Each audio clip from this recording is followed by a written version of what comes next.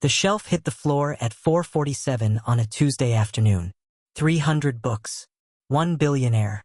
1 mute omega who didn't run. And 1 red notebook that had been waiting, patiently, quietly, for exactly this moment. What would you do if you found out the person you were about to destroy was the same person who once saved the life of someone you love? That's not a hypothetical. That's exactly what happened inside a small forgotten bookshop in Portland, Oregon. And the answer changed everything. The books hit the floor before Selim Zuribryer even had time to move. One shelf, then another. The crash split the quiet like a gunshot. Dust rose in thick white clouds through the amber afternoon light. Volumes that had been carefully alphabetized. Spines cracked, pages bent. Scattered across the narrow aisles like something broken beyond fixing. Selim didn't run. He didn't scream. He couldn't scream. He stood at the back of Rowan and Ledger books, a worn apron tied over his flannel, a half-shelved copy of a James Baldwin collection pressed against his chest. His blonde curls were tucked behind one ear. His brown eyes were very wide. And the man standing in the wreckage of the front aisle? He wasn't done. Arden Kestrel moved through the shop the way a storm moves through a field. Not violent for the pleasure of it. Violent because something had been building in him for a very long time, and this building, this specific building, with its peeling windowsill and its handwritten price tags and its smell of old paper and cheaper tea, had become the place where everything inside him finally gave way. He shoved another display stand. Paperbacks rained down. Selim flinched, his back pressed flat against the rear bookcase. He gripped the Baldwin novel tighter. He watched. The alpha stood about 6'2", maybe more, wearing a charcoal suit that cost more than Selim earned in a year. His jaw was set hard. His dark brown hands were balled into fists at his sides. He wasn't yelling. He wasn't cursing. He was just dismantling. And somehow that was worse than yelling. Hi viewers. Have you ever been in a situation where someone was destroying something you loved, and you had no voice to stop them? Drop a yes or no in the comments right now. Selim set the Baldwin novel down gently on a nearby step stool. Then he bent and picked up the nearest fallen book. He smoothed the bent pages, set it aside, picked up another. He didn't look at Arden. He didn't challenge him. He just kept picking up the pieces of the only place he had ever felt safe, one quiet book at a time. That was what Selim Zuribryer did. He had been doing it his whole life. The shop had belonged to an older man named Fletcher who passed away in January. There was no family, no estate lawyer who cared enough, just a lease that ran out on the last day of the month, an inventory that nobody had claimed, and a young mute omega who kept showing up every morning because stopping felt like admitting the world had already won.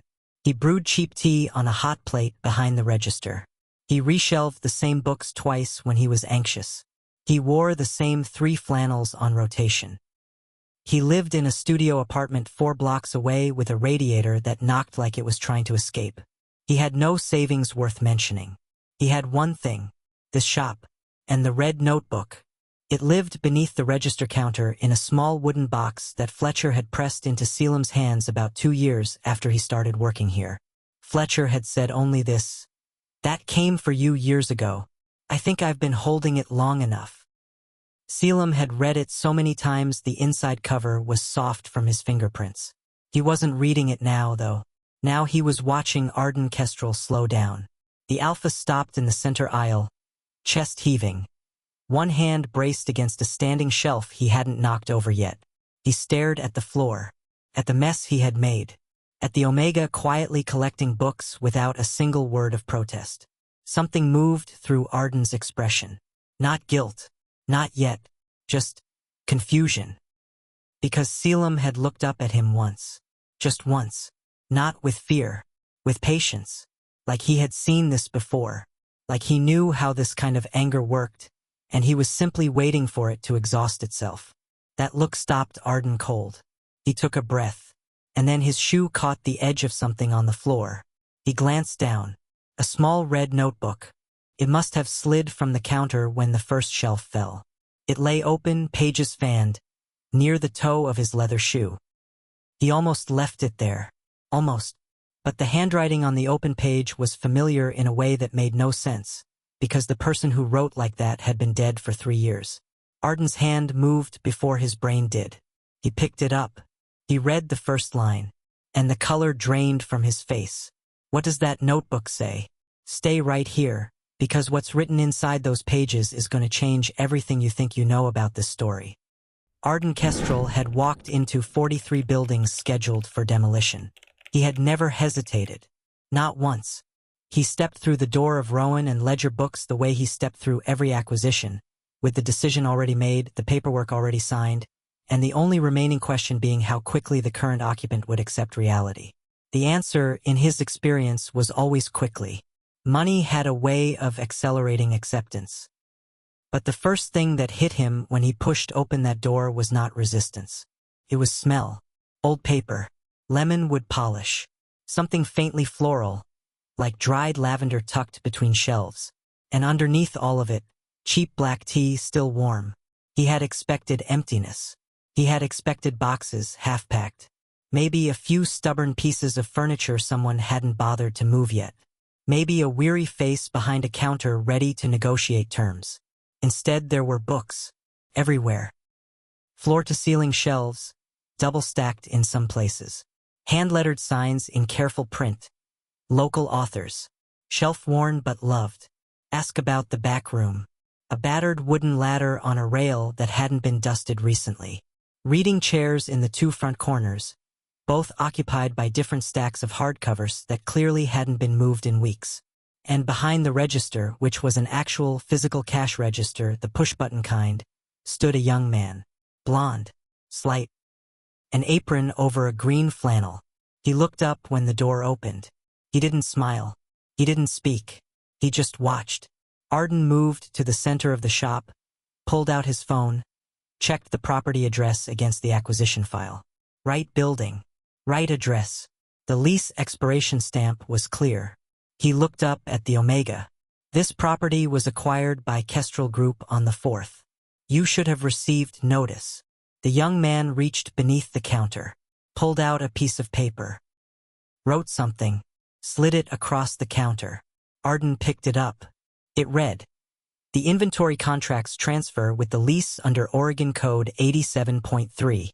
We are still in operation. I have documentation." Arden stared at the note, then at the Omega. "You're serious?" Another note appeared. "Yes." Arden set the paper back down. Slowly. "You understand what Kestrel Group does with acquired properties." A pause. Then a new note. "You build luxury condos." "I know." "Then you understand this shop is." Another note. "Still open. Today." The air in the room changed. Not loudly. Just tightened the way a wire tightens when something heavy is added to it. Arden had not been defied quietly before. Defiance always came with noise. Raised voices, lawyers on the phone, dramatic press statements. Not notes slid across an old wooden counter. Not 2 words. Not that expression, calm, careful, steady. On the face of a young man who apparently had no intention of making this easy. Arden looked around the shop again. He noticed, this time, what he hadn't in the first sweep. The thin sleeping roll tucked behind the back counter. The hot plate with the single-serve kettle. The emergency contact list taped to the inside of the cabinet door, with only one name on it. The patched elbow of the Omega's flannel. The heater in the corner that was making a soft rattling sound, the kind a machine makes when it's held together with willpower and not much else. Arden had seen poverty before. He had grown up near enough to it that he knew what voluntary minimalism looked like versus what survival looked like. This was survival. He felt something shift in his chest. He shut it down. He had taught himself long ago how to shut that specific feeling down, that tug towards softness in the middle of a transaction. Softness cost you deals. Softness let your father's legacy die in the dirt while other men stepped over it.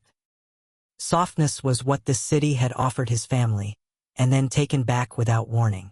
This building, this exact block. His father had lost his business right here, in a district nobody cared about until outside money arrived to care about it in the worst way. Arden looked at the Omega. 2 weeks, he said. That's the legal notice period. I suggest you use it.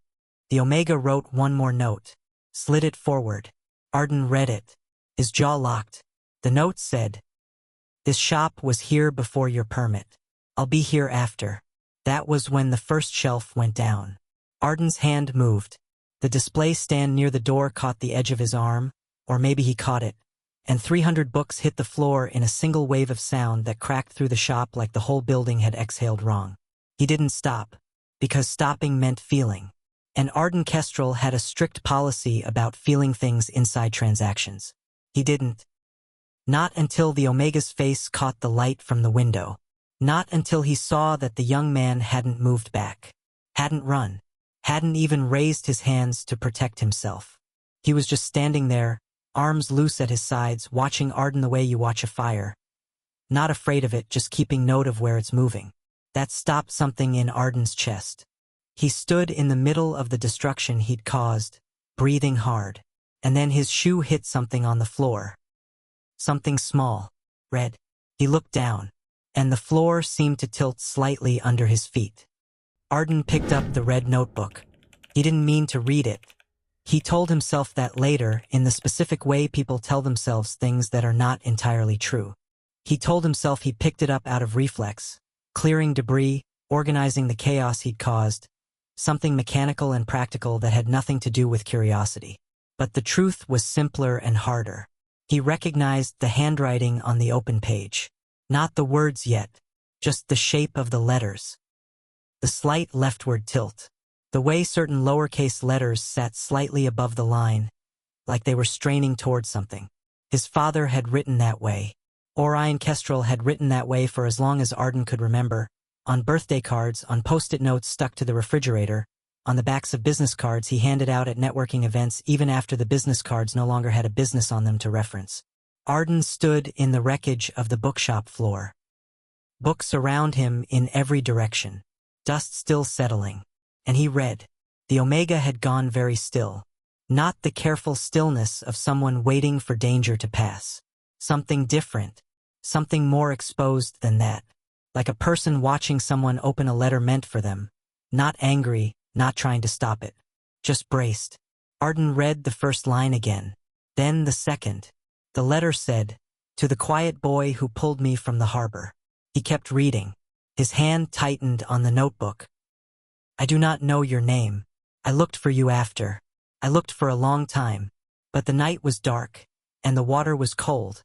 And by the time someone found me half alive on the pier, you were already gone.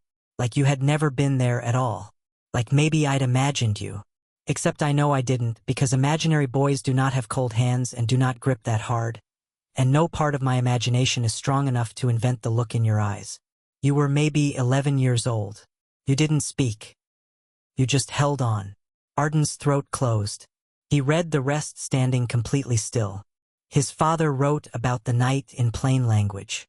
About the debt spiral. About the building in the harbor district, this building, Arden realized, where his last business had failed. About walking out to the water in January, in the dark, and sitting on the pier railing, and thinking the kind of thoughts that a man only thinks once, if he's lucky. And then a child's hands had gripped his coat. A small boy, underdressed for the cold, had simply pulled him backward, without warning, without asking permission, without any word at all. Just pulled, with a strength that shouldn't have lived in those arms. His father had grabbed the pier railing on reflex. He had not gone into the water. The boy was gone before Orion fully understood what had happened. Arden reached the final paragraph. "I don't know who you are. I don't know if you know what you did. But you saved my life that night. You gave me back the years I had left. And I used them. I used every one. I rebuilt the business. I raised my son. I watched him grow into a man I am very proud of. Even when he is stubborn. Even when he forgets to call. All of that happened because a quiet boy in the dark held on. I hope you found warmth somewhere. I hope someone sees you clearly. I hope you are not still invisible. Orion Kestrel." Arden lowered the notebook. The shop was very quiet. Outside, a seagull crossed the window. He looked up slowly. Selim Zuribrier stood in the back of the shop. 3 books gathered against his chest. watching Arden with an expression that had no anger in it. No accusation. Just something quiet and careful. The expression of a person who had spent a very long time waiting for the world to catch up to a truth only he had been carrying. Arden's voice came out low. Rough. How long have you had this? The Omega set the books down. Reached for the notepad on the nearby shelf. Wrote. Slid the paper across the floor toward Arden with one foot. Arden crouched and read it. It said, Fletcher gave it to me 2 years ago. He said it arrived in the mail, no return address. He thought maybe it was meant to be here. Arden looked at the note. Looked at the Omega. Were you there that night? The answer came slower this time. The Omega's hands moved first. Not to write, but involuntarily, fingers curling inward like something private was trying to stay private. Then he reached for the pad. The note said, I was 11. I used to sleep near the old pier when the shelter was full. I heard him on the railing. One more line. I didn't know who he was. Arden sat down on the floor. Not intentionally. His legs just made a decision without consulting him. He sat in the middle of the books he had scattered, his expensive suit jacket pooling on the dusty hardwood, and he held his dead father's handwriting in both hands and did not speak for a long time. The Omega did not move. He waited. That patience, that bottomless, undemanding quiet, was the worst and most important thing Arden had ever encountered in his life. And the realization that was forming in his chest was not comfortable. Not at all. Because the young man he had stormed in here to displace, the mute Omega who had nowhere to go and nothing to fight back with except handwritten notes and carefully maintained bookshelves, was the child his father had spent the rest of his life trying to find. And Arden had come in here to take the last thing he had. He needed air. He needed to leave. But he couldn't make himself stand up yet.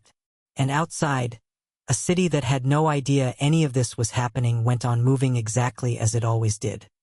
Arden read the letter a second time. He needed to. The first time his eyes had moved across the words without fully landing on them, because the brain does that. It protects you from things that are going to cost you something, slows your intake, buys you a few extra seconds of not knowing. The second time he read it, he understood. His father had written this letter approximately 8 years ago. He knew because of the paper quality. The stationery his father used for personal correspondence after he stopped printing business letterhead. The pen was the Mont Blanc he kept in the left breast pocket every day until his diagnosis, after which his hands were no longer steady enough for fountain pen. 8 years ago, Orion Kestrel was rebuilding. After losing everything in this exact district. After standing on that pier. After a boy in the dark held on. He had written the letter. Addressed it to this building. Maybe the only address he knew that might connect back to that night. Maybe hoping someone who knew the boy would find it. Maybe just needing to put the words somewhere outside of himself. And Fletcher, whoever Fletcher was, had kept it. Had held it for years. Had eventually given it to Selim. Because at some point Fletcher had figured it out. Arden folded the letter carefully. He placed it back inside the red notebook. He set the notebook on the cleanest shelf nearby. He looked at the Omega. The night on the pier. He kept his voice flat, not because he felt flat, but because it was the only gear he had left. You were living rough. At 11. Selim reached for the notepad. He wrote. For a while. Before the group home. Anyone know you were out there that night? A pause. Then no. Did you tell anyone what happened? Longer pause. The Omega looked at his own hands before he wrote. Like the answer was somewhere in the knuckles. The note said, I couldn't speak. I had nothing to write with. No one asked. Arden absorbed this. A child, cold, unhoused, voiceless.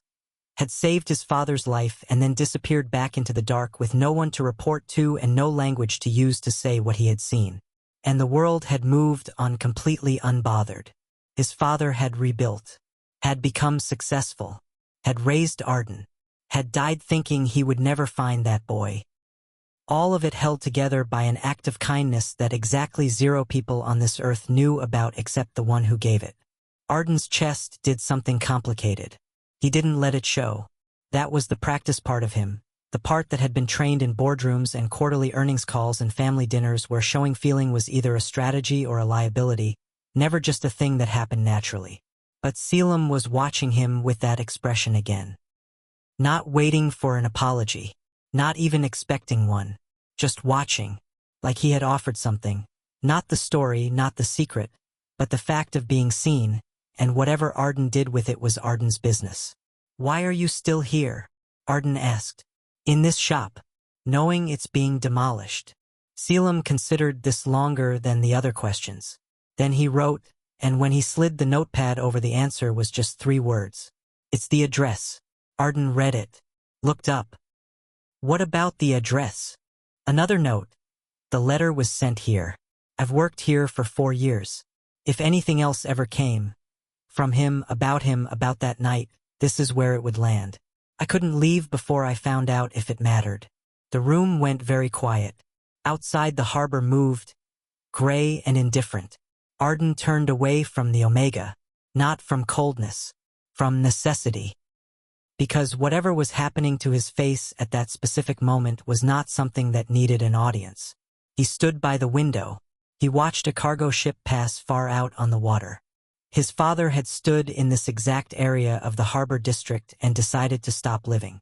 And a silent, cold, exhausted child had quietly disagreed. And then that child had grown up into this. A careful, patient, quietly stubborn young man who worked in a fading bookshop and saved old books from being thrown away and kept showing up to a building that the world had decided no longer mattered. Arden turned around. "I need to make some calls." Selim nodded once. Arden walked toward the door. He got almost there. Almost. Then stopped. He did not turn around when he asked the last question. "Did it scare you?" That night. Pulling him back. Silence. Then the soft sound of pen on paper. Then footsteps. The note was set on the shelf beside the door. Arden read it as he stepped out. Said, "No. What scared me was the look in his eyes before he saw me. Like he thought there was nobody left who would notice." The door closed behind Arden. The cold air off the harbor hit him like an open hand. He stood on the pavement outside a building he owned and breathed slowly and thought about his father's eyes. And about what it meant that a voiceless child had been the one to look into them and refuse to look away. His phone buzzed in his pocket. 3 messages from his operations team. Demolition crew confirmed for next Tuesday. He didn't answer. He walked. And the thing living in his chest walked with him, heavier than anything he had carried into that building. The Kestrel Group offices occupied the top 3 floors of a glass tower on the north end of the harbor district. From Arden's desk on the 42nd floor, you could see the entire waterfront. The cargo terminals. The new marina. The restaurants that had replaced the fish processing plants. The condos where the old neighborhood laundry used to be. The smooth, expensive transformation of a district that had once been rough and real and had since been polished into something that photographed well but no longer remembered itself. From up here, Rowan and ledger books was invisible. That had never bothered Arden before. It bothered him now. He sat at his desk. A glass of water in front of him. The view behind him. His operations director, Marcus Webb, sharp suit, sharper instincts, 15 years with the company. Waited on the other side of the desk for instructions. Arden said nothing for a long time. "The Harbor Point file," Marcus finally offered. "Demo is confirmed for Tuesday. Site prep starts Wednesday morning, weather permitting. The investors want the groundbreaking ceremony on. Push the demo." Marcus stopped. "Push it." Arden picked up the glass of water. Set it back down without drinking. 2 weeks. Arden. Marcus kept his voice careful. "We have a signed contract. The investors are already in communication with the..." 2 weeks, Marcus. A pause. "Can I ask why?" Arden looked out at the harbor. He thought about a child on a cold pier. He thought about hands gripping a coat. He thought about his father's handwriting tilting slightly left, straining upward, like the letters were reaching for something. "No," Arden said. Marcus left. The office stayed quiet the way expensive offices do. A manufactured quiet, insulated, climate-controlled, Nothing like the lived-in silence of a dusty bookshop where the heater knocked and the shelves smelled like old paper and something that had mattered for a long time, to someone, for reasons the world never got around to asking about. Arden pulled up the property file on his second screen. He scrolled through the acquisition history. The building had changed hands 4 times in 40 years. The most recent owner before the estate sale, one Fletcher Ames, bookseller, age 78, had operated continuously at the address for 31 years. Before that, a hardware store. Before that, a shipping supply company. Before that, Arden checked the date range, then stopped. Before that, 36 years ago, Kestrel Maritime Supply. His father's first business. The one that collapsed. The one his father had stood outside on the pier and decided was the last thing he would fail at. Arden closed the file. He pressed his knuckles against his mouth and stared at the harbor for a long time. Downstairs, across the district, in a shop he owned, a young man was picking up books. Arden knew this without seeing it. He knew it the way you know certain things about certain people after 1 hour in a room with them. The way they move, the thing they reach for when the world cracks, what their hands do under pressure. Selim Zuribreyer picked up books. He smoothed the pages. He put them back. He showed up. Arden thought about that. His phone buzzed again. Investor call at 5. Board review at 7. Flight to New York Sunday morning. A week of meetings that would add 7 figures to a portfolio that already had more 7-figure additions than Arden had people to share them with. He thought about the sleeping roll behind the counter, the patched elbow, the note that said, "I've worked here for 4 years. If anything else ever came from him, about that night, this is where it would land." For years, the young man had stayed in a failing shop in a declining district for 4 years on the off chance that something connected to a night he never spoke about might someday arrive. That was not a practical decision. That was not a financially sound strategy. That was something else entirely. Arden stood. He walked to the window. The harbor moved below him. He thought about what his father had said at a dinner once, about 3 years before he got sick. He had said, unprompted, over a meal they were barely talking during, "Some people show you what's worth protecting, even when they have no idea they're doing it." Arden had not known what that meant at the time. He thought he knew now. He picked up his jacket from the back of his chair. He told his assistant to cancel the 5 o'clock. He took the elevator down. The lobby of the Kestrel Group Tower was marble and glass and precisely lit. The kind of space designed to communicate a particular message about scale and seriousness and the permanent, immovable nature of wealth. Arden walked through it without stopping. He got in his car. He drove back toward the harbor district. He didn't call ahead. He wasn't sure Selim had a number to call. He parked on the street outside the shop. The lights inside were still on. Through the window he could see the Omega working alone in the quiet, a box of books open at his feet, shelving each one with the kind of care you give to things that can't protect themselves. Arden sat in the car for a moment. Then he opened the door. He went around to the trunk. He had stopped on the way at a hardware store. He pulled out a bag. Nails. A level. Wood glue. A replacement bracket for the shelf support that had snapped when he knocked it over. He walked to the bookshop door. He pushed it open. Selim looked up from the box. He went very still. His eyes moved from Arden's face to the hardware bag. Back to Arden's face. Arden set the bag down on the counter. He didn't explain. He pulled out the level. He found the damaged shelf bracket. He got to work. The shop was quiet around them. The heater knocked softly in the corner. And for a long time, neither of them said anything at all. Which was, somehow, the most honest conversation Arden Kestrel had ever had in his life. But what neither of them knew, what neither of them could see from inside that warm, quiet shop, was that 3 blocks away, a man in a different kind of suit was making a very different kind of phone call.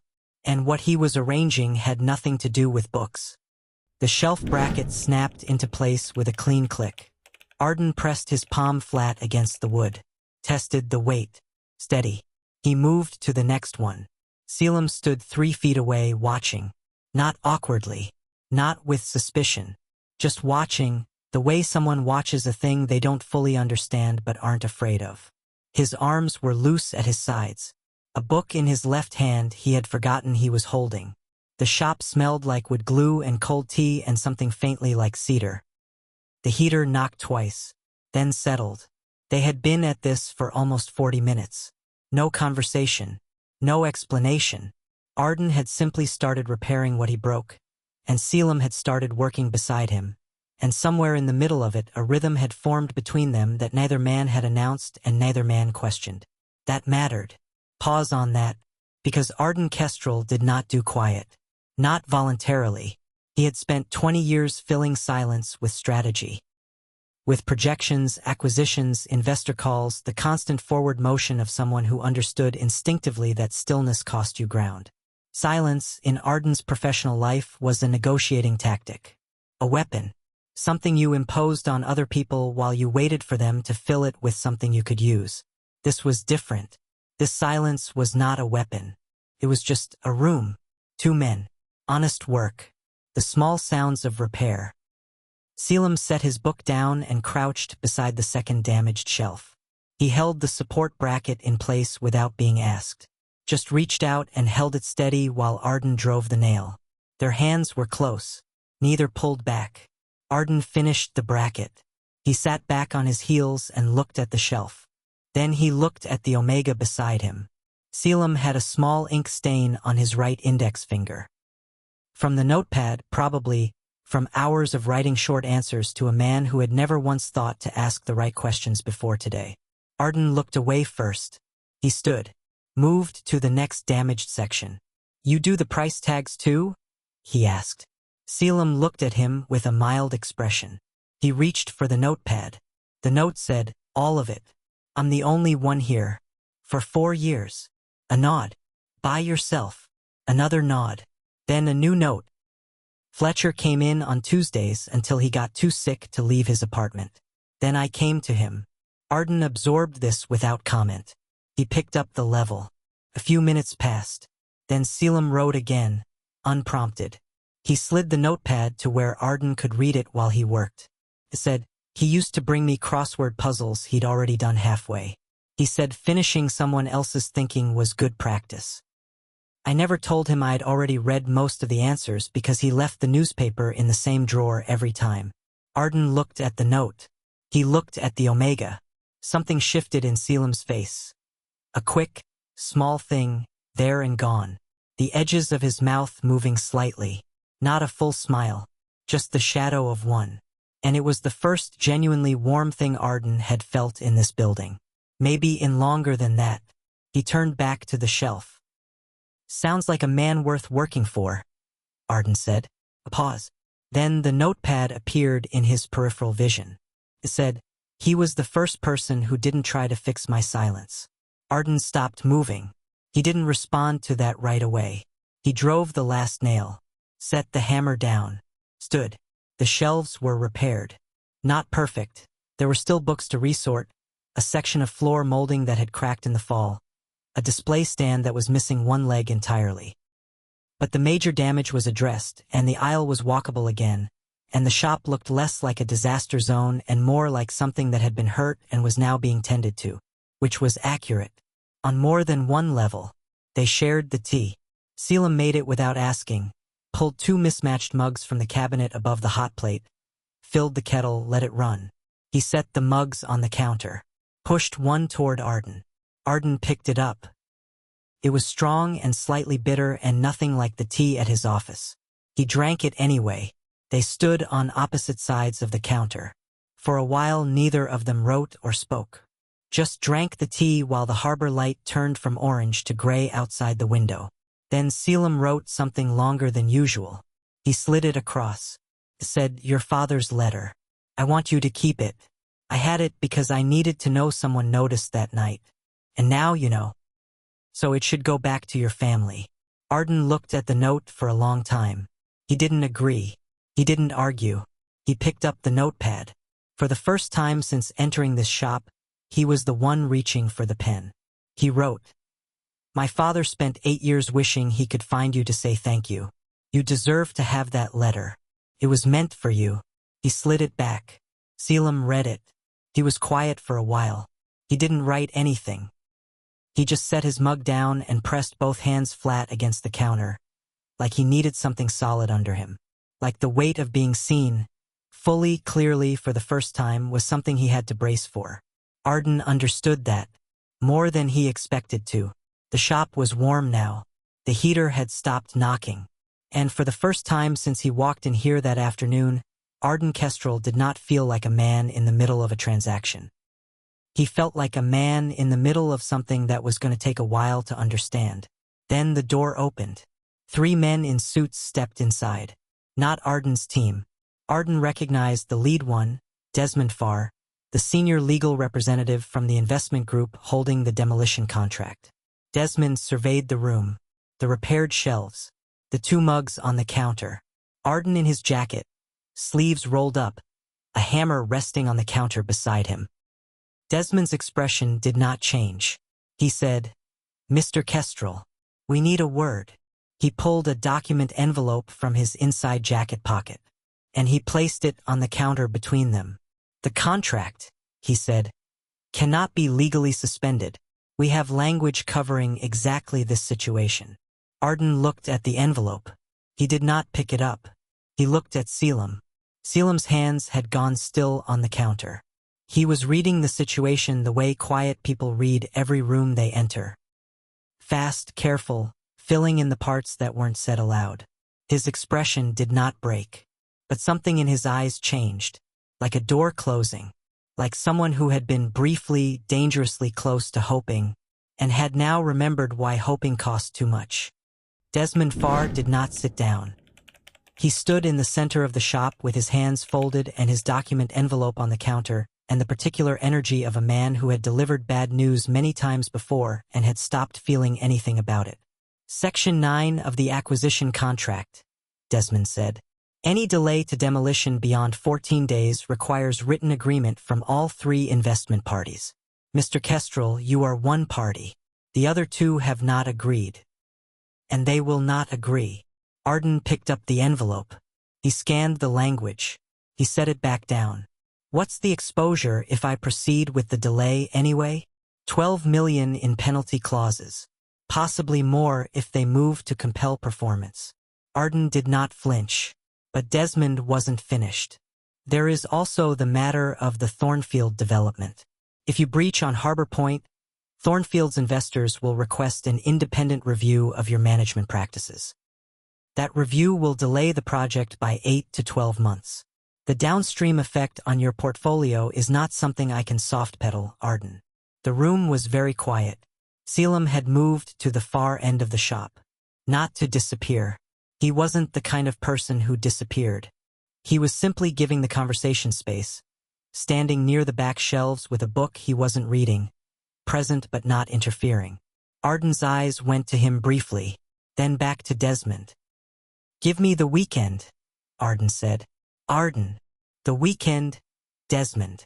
A pause. Desmond picked up the envelope. He straightened his jacket. "Monday morning, 7 o'clock. He glanced once around the shop. Not unkindly, just the look of a man completing an inventory. "For what it's worth, this is a good building. Good bones. I understand the instinct." He nodded once at Arden. "Monday." He left. The 2 men with him followed. The door closed. The shop breathed again. Arden stood at the counter. He pressed both palms flat against the wood. 12 million. Thornfield. 18 months of controlled execution suddenly at risk because of one decision made in a room that smelled like old books and tea.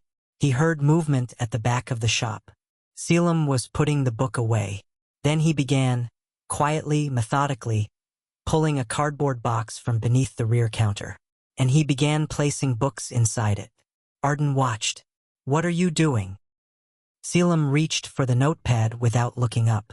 He wrote while still gently lowering a hardcover into the box. The note said, "Starting to pack. The important ones first. I didn't say the demolition was back on. New note. You didn't say it was off either." Arden opened his mouth, closed it. Selim kept packing. Not frantically, not dramatically. The same quiet, careful way he did everything. Like whatever storm was moving through the room, He had already decided what he was responsible for, and he was going to do it with his hands steady. He wrapped a leather-bound edition in a square of brown paper, set it carefully in the box. Then he reached under the counter and retrieved the red notebook. He looked at it for a moment. He placed it in the box last, at the top, within easy reach. Like even in the packing, that was the thing he was protecting most. Arden watched the notebook go into the box. He felt something move through him. Not guilt. Guilt was small. Guilt was about you. This was larger, heavier. The specific weight of understanding, fully, what your choices cost someone who never had the margin to absorb them. Selim, the Omega looked up. I'm not making a decision tonight. A long pause. Then a note. I know. But I've been here before. Things you can't control start moving fast. It's better to be ready. You've lost somewhere before. Not a question. But Selim answered it anyway. He wrote slowly. Several places. The group home. A shelter on Burnside. A room above a restaurant that flooded. I always packed the night before. Gave me something to do with my hands when my chest got too tight. Arden read the note. He read it again. He set it back on the counter. He pulled the box toward himself. He took the red notebook out of it. Placed it on the counter between them. He said, "That stays here until I tell you otherwise." Selim looked at the notebook. Looked at Arden. He didn't write anything. But he didn't put the notebook back in the box either. He just left it where Arden had placed it. On the counter. In the shop. Like a small act of trust neither of them was ready to name out loud. Arden left an hour later. He drove without direction at first, just the waterfront road, the harbor on one side, the city on the other. He thought about Desmond's numbers. About the Thornfield timeline. About his board, who trusted him because he did not make decisions based on things that could not be measured. About a boy in cold water. About a father who rebuilt. About what the word rebuild actually meant. He was almost to his building when his phone rang. Not his operations line. His personal line. The one only a few people had the number for. He looked at the screen. It was Orion Kestrel's care facility. Arden pulled over. He answered. The nurse's voice was calm, practiced, the voice of someone who delivered important information many times a day. "Mr. Kestrel, your father has had an episode. He's stable. But we think you should come tonight." Arden was already turning the car around. The care facility was quiet at 9 o'clock at night. Soft hallway lights. The smell of antiseptic and something floral trying hard to cover it. A nurse at the desk who recognized Arden on sight and gestured down the hall before he could speak. Room 14. Orion Kestrel was sitting up when Arden entered. Not lying flat. Not asleep. Sitting up in the adjustable bed, with the lamp on and both hands resting on top of the blanket and his eyes. Dark, still sharp. The eyes of a man who had lost things and rebuilt and lost things again and was still, against all reasonable expectation, here, tracking Arden from the door to the chair beside the bed. "You look like you drove fast," Orion said. The nurse said episode. "The nurse says episode when I sneeze too hard." Orion settled back slightly. "She means the chest tightness. Came and went. I'm fine." Arden sat down. He looked at his father's hands on the blanket. Then he reached into his jacket and took out the red notebook. He placed it on the blanket, between Orion's hands. The old man looked down at it. His whole body changed. Not dramatically. Nothing collapsed. But something shifted in his posture. A slow, heavy settling, like the weight of a thing finally set down after a long, long carry. His fingers touched the cover. "Where did you find this?" "Rowan and Ledger," Arden said. "Harbor District." Orion was quiet. "I sent it there," he said. "Years ago. I had no better address. I thought." He stopped. "I thought maybe the building remembered." It did. Orion looked up. Arden told him. All of it. He told him about the lease dispute, about arriving angry, about the shelves going down and the silence that followed, about a young man who picked up books instead of fighting back, about the notebook sliding across the floor. He told him about the notepad answers, about the pier. About an 11-year-old boy in the cold who had nowhere to sleep and nothing to write with and still, chose to hold on to a stranger. Orion did not speak during any of this. He held the notebook. His jaw was tight.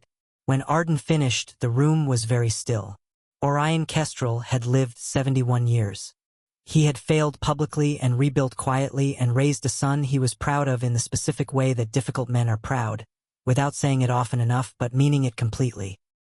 He had made peace, slowly and imperfectly, with most of the hard things in his life. He had never made peace with not finding that child. His name, Orion said. Selim. Selim Zuri Breyer.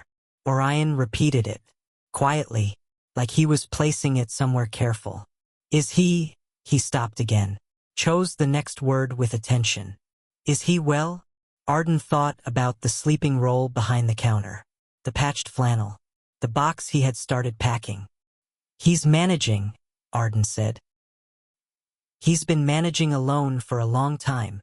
Orion nodded. He opened the notebook. He turned to the letter. He read his own words, written 8 years ago, and his expression was the expression of someone meeting an earlier version of themselves. One who still had something to prove, one who had not yet learned which losses could be survived and which ones remade you entirely. He closed the notebook. The building, he said. You're demolishing it. Arden was quiet. Arden. It's complicated. It isn't. His father's voice was not loud. It was not angry. It was the voice of a man who had run out of patience for the things people call complicated when they mean uncomfortable. That young man kept watch over this address for years. He stayed in a shop that was failing because he was still hoping something from that night might find its way back to him. And you are sitting here telling me it's complicated. Arden looked at the window, the dark outside, the parking lot lights. There are contracts, he said. Investors. 12 million in penalties. The Thornfield project. I know what you built, Orion said. I watched you build it. I know what it cost. He paused. I also know that nothing you have built means a single thing if you use it to demolish the last safe place belonging to the boy who gave you a father. The room held that sentence. Let it sit. Arden felt it the way you feel a thing that is undeniably, unmovably true. Not like being struck, but like being held very still while something rearranges itself inside you. He looked at his father. Orion held the notebook out to him. Whatever it costs, he said. It costs less than this. Arden took the notebook. He held it in both hands. He thought about Selim's hands pressing flat against the counter earlier that evening. About the box. About the book placed carefully on top. About a 26-year-old man who had spent his whole life being the smallest thing in every room and still kept showing up. Something settled in Arden's chest. Quiet. Final. He stood. He kissed his father on the top of his head.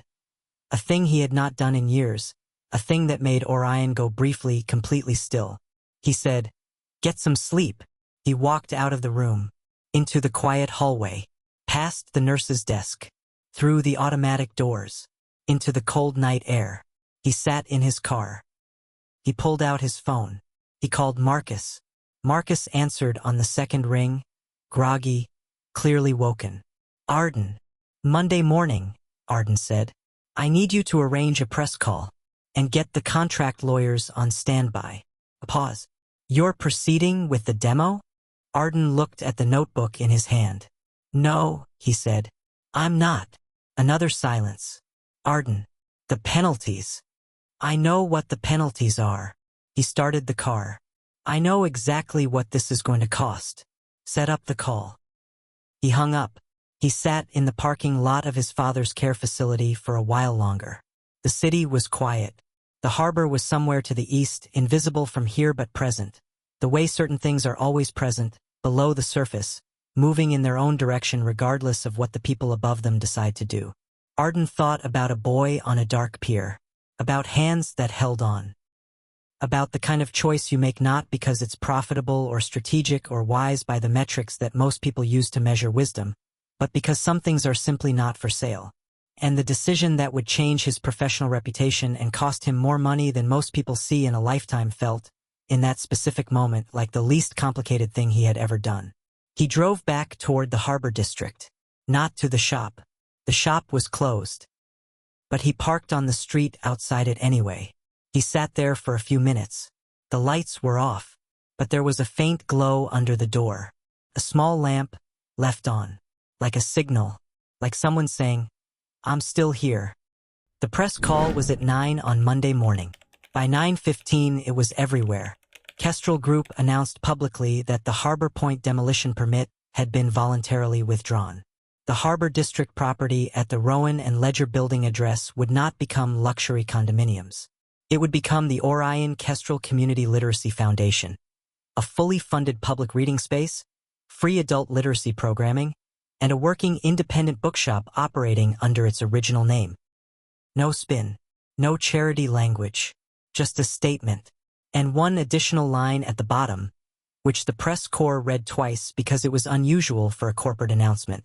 This decision was made in recognition of a debt that money cannot settle and that my family has owed for longer than this company has existed. By 9:30, Arden's phone had 47 missed calls. His board, his investors, 3 journalists, his lawyer, Marcus for Times. He answered Marcus. "The investment group is moving to enforce the penalty clause," Marcus said. He sounded like a man who had been awake for 24 hours, which he probably had. 12,200,000 plus legal fees. They want a response by close of business. Tell them we'll pay. Silence. You'll, Arden. We have the liquidity. It'll hurt. Pay it. And Thornfield. I'll call the Thornfield investors myself. This afternoon. Marcus exhaled. A long, complicated breath. The board is going to request an emergency session. Schedule it. And the press? They're calling this a business failure. Some of them are calling it. I know what they're calling it. Arden was standing at the window of his office. 42 floors up. The harbor below him. The harbor district spread out toward the waterfront and somewhere in it, visible only if you knew where to look, invisible if you didn't, was a building with peeling window frames and handwritten price tags and a lamp that stayed on all night. "Marcus," he said, "what they're calling it doesn't matter. Get the lawyers on the penalty payment and get me the Thornfield contact by 2. He hung up. He went through the rest of the missed calls. He called back 3 of the board members personally, which was not a thing he had ever done before a scheduled meeting. He told each of them the same thing. The decision was made, the cost was accepted, and the foundation would be a net reputational asset within 18 months. He did not argue. He did not apologize. He simply said, "This is what we're doing." 2 of them pushed back. One of them, Celestine Okafor, his longest tenured board member, 63 years old, who had been investing in the harbor district since before Arden was born, said only, "I wondered when you do something that surprised me," and hung up. Arden looked at the phone for a moment after that one. Then he got in the elevator. He drove to the bookshop. It was not yet 11 in the morning when he pushed the door open. Selim was behind the register. He was reading. He looked up. His expression was careful. Still, he had clearly seen the news. Arden walked to the counter. He placed a folder on the wood between them. Inside the folder were 3 documents. The first was the foundation charter, a legal entity properly filed, with the Rowan and Ledger address as its registered location. The second was an employment offer. Director of Collections and Programming, Orion Kestrel Community Literacy Foundation. Full salary, benefits, housing supplement. The third was a co-stewardship agreement for the bookshop itself, with Selim Zuri-Breyer named as managing partner, operational authority, and the person responsible for the day-to-day soul of the place. Not a charity arrangement. A structure. A real one. Selim looked at the first page. He turned to the second. He stopped at his name. He read it again. He was quiet for a long time. The heater knocked softly. Somewhere in the back of the shop, the clock on the wall ticked. Then Selim reached for the notepad. He wrote slowly. He turned the notepad toward Arden. Said, "You lost a lot of money this morning." Arden looked at the note. He said, "Yes." Selim wrote again. Said, "Because of me." Arden shook his head. He picked up the pen. He wrote on the notepad in his own hand, for the second time since entering this shop that first angry afternoon. He wrote, "Because of my father, and because of you, but not in the way you mean." He paused. Then he added, "You didn't cost me anything. You reminded me what things are actually worth." Selim read this. He set the notepad down. He pressed his hands flat on the counter again. That gesture, that need for something solid underneath him, that Arden now recognized as the thing he did when something moved through him that was too large for the quiet of his body to fully contain. Arden waited. Then Selim picked up the pen one more time. He wrote, "I'll need to learn to run a foundation." Arden almost said he would help. But Selim was still writing. The next line appeared below the first. Said, "I've never had a title before." And below that, smaller, like it was harder to write than the others, "I've never had somewhere I was supposed to be." Arden read all 3 lines. He took a breath. He said, "You've been somewhere you were supposed to be for 4 years. The rest is paperwork." Selim looked at him. That shadow moved across his face again. Not quite a smile, but closer this time. Arden closed the folder. He said, "Sign when you're ready. No rush." He moved to leave. He got to the door. He stopped. He turned around. He said, "My father wants to meet you, if you're willing, when you're ready." He watched Selim's face absorb this. The Omega looked down at the folder, then up at the window. The harbor light moved through the glass the same way it always did at this hour. Amber, slow, warm. He nodded. Once, Arden nodded back. He left. On the street outside, a cold wind came off the water. He stood in it for a moment. His phone buzzed. Thornfield Investors, right on schedule. He answered. He walked down the street. Behind him, through the glass of the bookshop window, the lamp was on. Same as always. Same quiet light. But something in it looked different now. Less like holding on. More like home. 6 months later, the sign above the door was new. Hand-painted. Dark green with gold lettering. Rowan and Ledger Books, a community reading space. Below it, in smaller letters, EST 1974. Restored 2024. The window display had been redone 3 times since the reopening. First for the literacy drive, then for the spring reading series, then for the children's weekend program that had filled every Saturday morning for the past 2 months with the sound of small feet on hardwood and pages being turned and the low patient voice of a reading volunteer working through a picture book with a kid who had never been inside a bookshop before. Selim ran it all. He ran it with notes and gestures and a whiteboard in the main room that he updated every morning with the day's events. He had hired 2 part-time staff. A recent college graduate named Tobias Njoku who spoke 3 languages and ran the after-school tutoring program, and a retired teacher named Mr. Declan Ames who was, it turned out, Fletcher's nephew, and who cried the first time he walked into the restored shop and then collected himself and asked when he could start. They were good people. The shop was full now. Not overwhelming. Not a tourist destination. Just used. The way a space is used when it belongs to the neighborhood it lives in, when the people around it feel like it was built for them and not for the idea of them. Tuesday mornings, a group of adults learning to read met in the back room. Thursday evenings, a writing circle. Saturdays, the children. And every weekday morning, without exception, a cup of black tea appeared on the counter near the register. Next to it, always a handwritten note. The notes were never long. Sometimes they were just 1 line. Picked up the Toni Morrison you had on hold. Left it on the desk. Sometimes they were questions. The board approved the expansion. East Wing reading rooms. What color do you want the walls? Sometimes they were just observations. Saw a kid on the way in carrying one of our tote bags all the way down to the ferry dock. Just thought you should know. And Selim answered all of them. On the same notepad. In the same pen. Not because he had no other way to communicate. He had learned, over the past 6 months, to use a voice-to-text program on slow days and an AAC device when the shop got crowded. He had resources now. He had staff. He had options he hadn't let himself want when options felt dangerous. But the notes with Arden stayed on paper. Because some things work in a specific form. And this one worked exactly as it was. Orion Kestrel had come to the shop in February.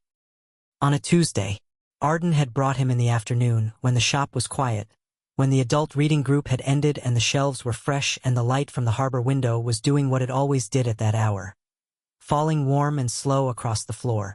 Selim had known it was coming. He had still stood very still when the older man walked through the door. Orion Kestrel was smaller than Arden in the way that fathers are sometimes smaller than their sons. Not diminished, just measured differently by time. He moved carefully. He had a cane he didn't seem to entirely trust. His eyes were the same as Arden's in their sharpness, different in their softness. He stopped when he saw Selim. He just looked at him for a moment. Then he said, "You have no idea how long I've wanted to thank you." Selim had reached for his notepad. But before he wrote anything, Orion had reached out and put his hand over Selim's. Just held it, for a moment. Then he sat down in the nearest chair because standing had become something he did in measured amounts, and he said, "You don't have to say anything. You never had to. That was always enough." Selim sat with him. They stayed for a while. Arden had made tea, quietly, in the back, without being asked. Now, 6 months later, the three of them had a standing Tuesday afternoon. Tea. The shop. Sometimes talking. Sometimes not. Orion had given the foundation a personal donation that nobody made public. He had also donated his personal book collection, which was substantial, eclectic, and included 3 first editions that Selim had nearly fainted when he unwrapped. Arden had paid the $12 million. The Thornfield deal had renegotiated. Delayed by 4 months, not 12, because Celestine Okafor had quietly made some calls and because, as it turned out, the public response to the foundation announcement had generated the kind of press coverage that made several previously skeptical investors reconsider the reputation value of associating with Kestrel Group. Money is complicated. People are complicated. But sometimes those two complications cancel each other out. On a morning in late spring, Arden arrived at the shop before Selim. He made the tea. He left the note. He was organizing a stack of incoming donations on the front table when the door opened and Selim came in. Curls slightly damp from the walk, apron already on, a canvas bag over one shoulder. He stopped when he saw the tea. He read the note. He looked up at Arden. Arden was watching him from across the room. Not from across a counter this time. Not across a folder of documents or a notepad or the wreckage of a destroyed shelf. Just across a room. A warm one. Full of books and morning light and the distant sound of the harbor doing what it had always done. Indifferent and faithful and unchanged. Selim set his bag down. He crossed the room. He stood in front of Arden. He didn't reach for the notepad. He didn't need to. He held out his hand. Not in greeting. Just open. Arden looked at it. Then he took it. And they stood like that for a moment, in the middle of a bookshop that had almost been erased, in a district that was still figuring out what it wanted to become, on an ordinary Tuesday morning that was not ordinary at all. The harbor light moved through the window. The same window. The same light. But the room it fell into was not the same room anymore. It had been rebuilt. Not perfectly. You could still see the repairs if you looked. The shelf bracket in aisle 3 sat slightly higher than it used to. The floor molding in the back corner had been patched with wood that was a shade lighter than the original. The windows let in a draft in winter that they hadn't fully solved yet. But those were not flaws. Those were the record of what happened here. And in the far corner of the shop, on a small wooden shelf behind the register, the red notebook sat in a place of its own. No price tag. No label. Just a small handwritten card in front of it, in Arden's handwriting, that said, "Not for sale. Not for moving. Right where it belongs." And the shop that almost became rubble became instead the place where two people learned, slowly, imperfectly, in the best possible way, that being seen is not the same as being found. But sometimes, if you stay long enough, it becomes both. Thank you for staying until the very end of this story. That means something. It really does. If this moved you, if it reminded you of someone, if it made you feel something you needed to feel today, please share it. Right now. With someone who needs it. and subscribe, and turn on notifications, because every week we have a new story waiting. Stories about quiet courage, unexpected grace, and the people who hold on when the world says let go. Leave your thoughts below. Your comments keep these stories alive, and they remind us all that we are never as invisible as we sometimes feel.